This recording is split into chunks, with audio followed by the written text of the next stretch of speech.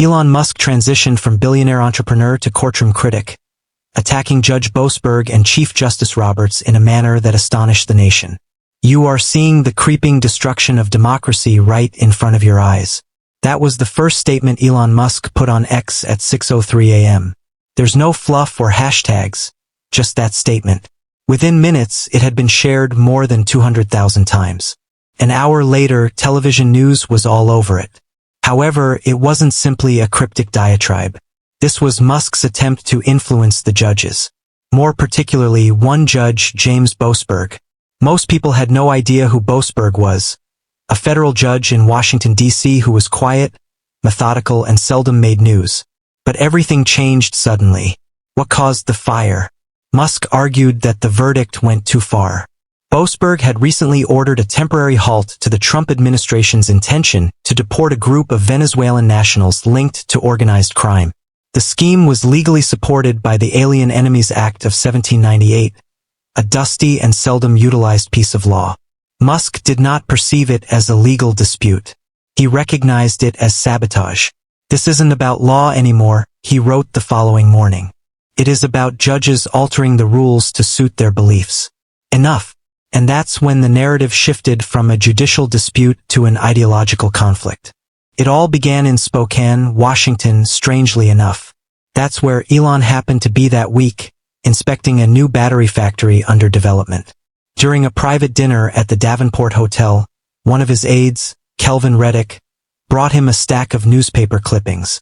Elon didn't read them at first, but when he read the headlines, Judge blocks Trump deportation order, and then the paragraph about the Alien Enemies Act, he leaned back, put his drink down, and mumbled, "You've got to be kidding." Kelvin became accustomed to Elon's responses. But this wasn't one of those transitory disappointments that went away. This was different. "Are you going to tweet about it?" Kelvin asked. "No," Elon answered, still staring at the screen. "This one is personal." Judge Boasberg remained unflappable in Washington, D.C. His decision was based on precedent. The defense contended that applying the Alien Enemies Act, particularly against asylum seekers, might violate a number of international conventions. He consented only momentarily until the appeals arrived. But Musk wasn't concerned about legal nuances. He regarded the whole situation as elite obstruction, with judges neglecting the protection of American residents to protect foreign criminals. He told a gathering of reporters in Yakima that they are not elected, are not responsible, and are compromising national security. His statements resonated well with conservative voters and spurred round-the-clock programs on right-leaning networks. Boasberg's name, which was previously unknown, was suddenly trending. The fact that Musk chose his targets so methodically exacerbated matters. He did not lash out randomly. He concentrated. His following post mentioned Chief Justice John Roberts. Musk stated that when you allow judges like Boasberg to run wild and say nothing, you are culpable.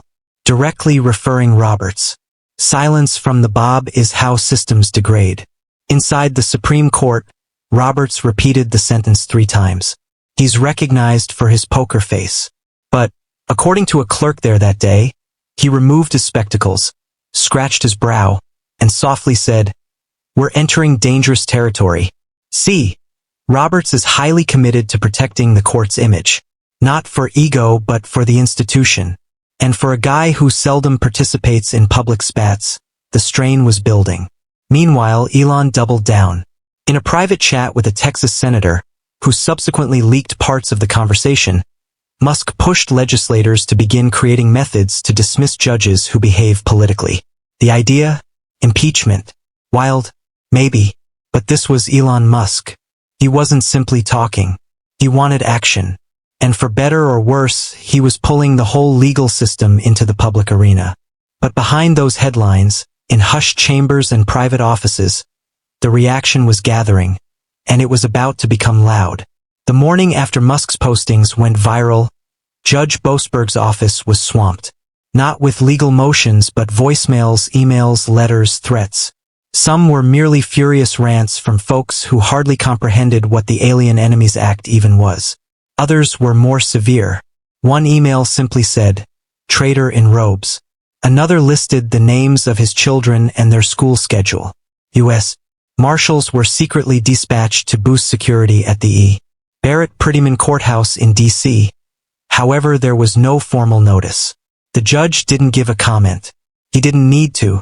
The system was already grinding its gears, and every legal clerk in the building knew.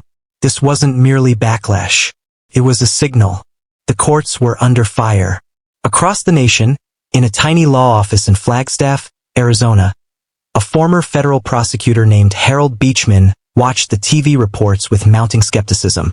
Harold wasn't renowned, never wanted to be, but he'd spent 30 years protecting the independence of the court against every form of political pressure. He had witnessed cases fall apart, lives alter, judgments damage careers. And through all of it, he believed one thing. If the courts bend, the nation crumbles. His wife, Gloria, poured him a cup of black coffee and sat next to him on their aged leather couch. He's not incorrect, she continued gently, about judges being too strong sometimes. Harold sighed. Maybe, but you don't knock down the home only to mend a leaking pipe. He didn't know it then, but Harold's voice would become one of the loudest in the days to come. Meanwhile, back in Washington, John Roberts was attempting to compose a response, slowly, methodically. This wasn't a struggle he wanted to wage, but quiet was starting to seem like surrender. He invited two of his long-standing advisors to his chambers, Marin Fielding, a constitutional historian, and Charles Redd, a retired appellate judge who had formerly clerked for William Rehnquist. Roberts looked exhausted, but serene. If I say nothing, I appear weak. If I speak too much, I pull the whole court into the muck, he added, gazing between them. Charles leaned forward. You've spent 2 decades advocating restraint.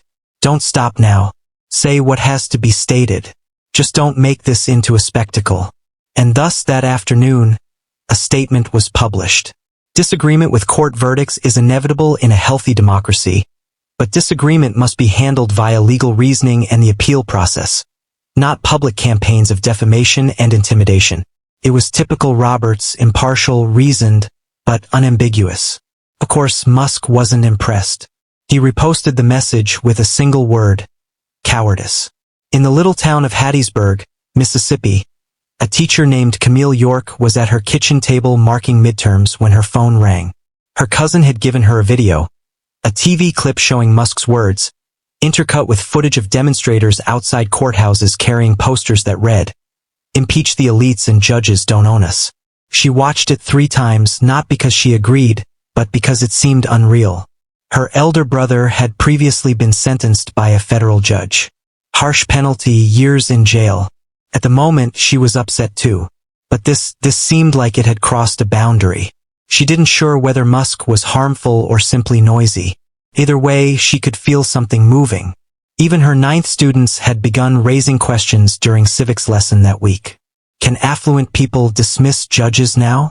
And that question stuck in her head for days. In Austin, Texas, a young congressional staffer named Theo Nunes was experiencing his own difficulty. His employer, Representative Martin Greaves, had just gotten off a phone with Musk's crew. Elon wants to meet. The courts are stealing democracy. Musk had warned him. We need a mechanism. Checks and balances don't operate when one branch refuses to answer to anybody. Theo didn't talk throughout the call, but the entire affair made his stomach churn. He appreciated Musk's intellect, everyone did. But Theo also believed in the Constitution. And at that moment it seemed like both were smashing head-on. Later that night he texted a buddy from law school. What happens if the individuals with the largest microphones persuade everyone the system's broken, even if it isn't? She didn't respond for a long time. Then it gets broken. But the true test wasn't going to be tweets or marches or panels. It was coming in the shape of a decision from a guy who seldom made public waves. And he was ready to talk. 3 days after Musk's latest tweet, Chief Justice John Roberts appeared behind a podium at the University of Pennsylvania Law School. It wasn't meant to be a headline-making speech. Originally, he was asked to deliver a lecture on constitutional interpretation.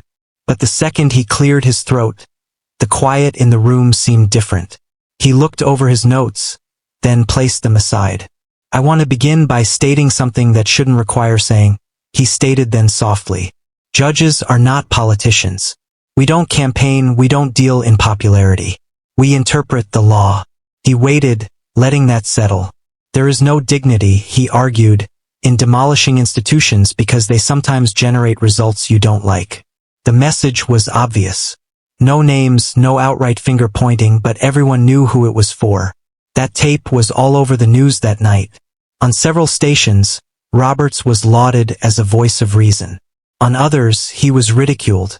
Out of touch, feeble, hesitant to act. Musk's followers termed the address a lecture from a guy in a marble tower. And although Musk himself didn't comment publicly, an individual close to him, an outspoken investor called Bryce Lennox, shared a brief video filmed from inside his Tesla. "Let me get this right," Bryce remarked, leaning closer the camera. "We've got foreign gang members being shielded, justices declaring they're beyond criticism, and a Supreme Court that believes the actual danger is unkind tweets? Give me a break."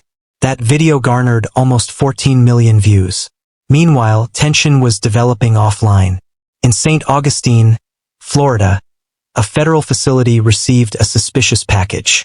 In San Diego, irate demonstrators holding American flags and megaphones encircled a judge's residence. In Des Moines, a courtroom was evacuated after a bogus bomb threat was discovered, but it was still horrifying. Despite all the hubbub, something deeper was beginning to take hold. People were not just outraged. They were split. Families were squabbling at the dinner table. Schools received concerns regarding what civics instructors were instructing kids. Adriana Lockett, a waitress at a cafe in Pueblo, Colorado, overheard two regulars fighting over Musk's statements. One guy, drinking black coffee, said, "He has the guts to say what we're all thinking. These judges don't answer to anybody." His pal from across the booth shook his head. "They aren't intended to, which is the idea. They are there to hold individuals like Musk accountable." The waitress didn't say anything out loud, but she brought their dishes back to the kitchen, wondering which of them got it right. Inside the Beltway, a political tempest was forming. Senator Glenn Warfield of Nebraska delivered a furious speech on the Senate floor. For decades, the American people have witnessed the courts usurp their authority. Now that someone has the bravery to speak out, the elites are frightened. We need judicial accountability. We need term restrictions. We need alternatives. He didn't use the term impeachment, but he didn't have to. Just down the aisle, Representative El Moreno, an Oregon progressive, convened her own news conference. Standing in front of a mob of reporters, she said, "What we're seeing is not reform, but retribution. Elon Musk is not a representative of the people. He is the voice of unbridled power. And if we don't stand up to it now, we may not have another opportunity." The lines were drawn. Justin Polanski, a high school civics teacher from Baltimore, observed both speeches with his 11th grade students. They were perplexed, indignant, and interested. One student inquired if millionaires could just remove judges. Another murmured, "Why should we care about a judge who we didn't even vote for?" Polanski didn't have simple answers, so he asked a question in response. What happens if judges are frightened to make unfavorable decisions? A lengthy hush ensued. Then one of the students, Kayla, added, "Then they won't protect people like me." That stayed with him. But beyond the classroom, away from the headlines and demonstrations, a quieter drama was unfolding. One that would offer the whole nation a glimpse of what was actually at stake. It rained in Topeka, Kansas. The rain fell slowly and steadily, making everything seem heavy. Nina Belden, a 38-year-old court liaison officer in a modest brick building near the State House, was filling up her last case report for the day when her office phone called. She paused. It was after 6. Calls made after hours frequently signaled problems. "This is Nina," she replied.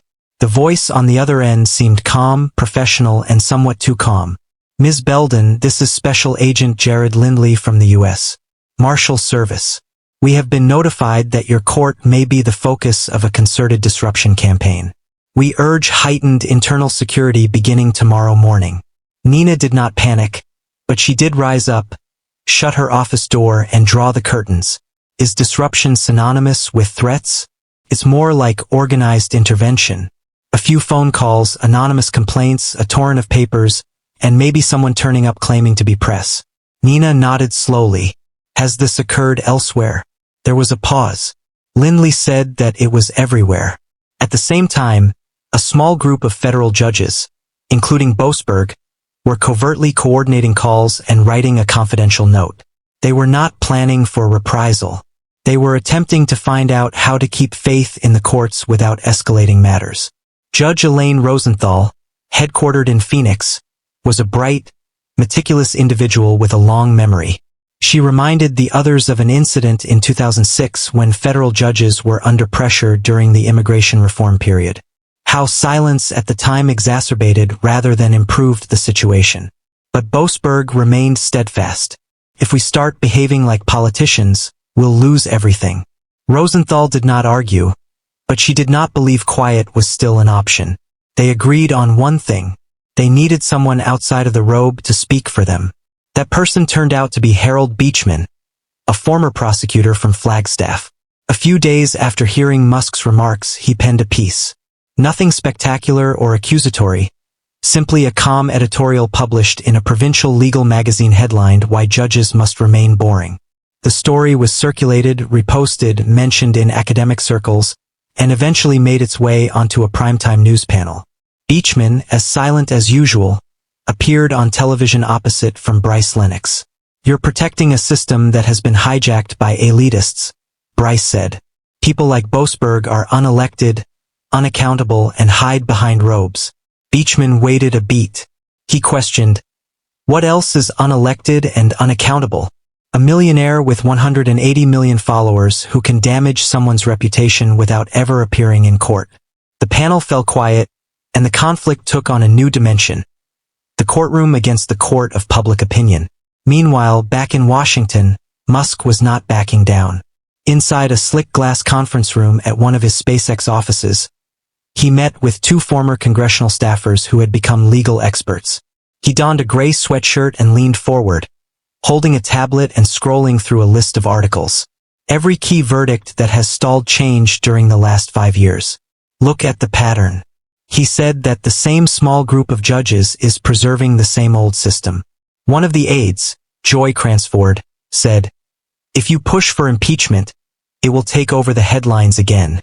"Good," Elon replied. "Allow folks to realize how broken the system is. Sometimes you don't repair a machine, you replace it. But what if the machine is the final barrier to chaos?" She wondered. He glanced up, hesitated, and remarked bluntly, "Perhaps chaos is overdue." That sentence leaked 2 days later. Nina Belden returned to work in Topeka the following morning to discover two protesters parked across the street from the county courthouse. They weren't yelling. They were just standing there holding placards that stated, "Unelected power is tyranny, and judges don't rule us." Lewis, her security guard, nodded at her as she entered. "Do you think they will remain long?" "I'm not sure," she responded, "but you can feel them growing." He peered back out the glass doors, hoping we were prepared. But preparation wouldn't matter much given what was about to strike the country's judicial system right in the chest. It just took one disagreement, one wrong judgment, or one spark to set everything off. This occurred in Sacramento. A peaceful Thursday morning became hectic when a man invaded the foyer of the Robert T. Matsuya U.S. Courthouse with a bullhorn and a folded flag.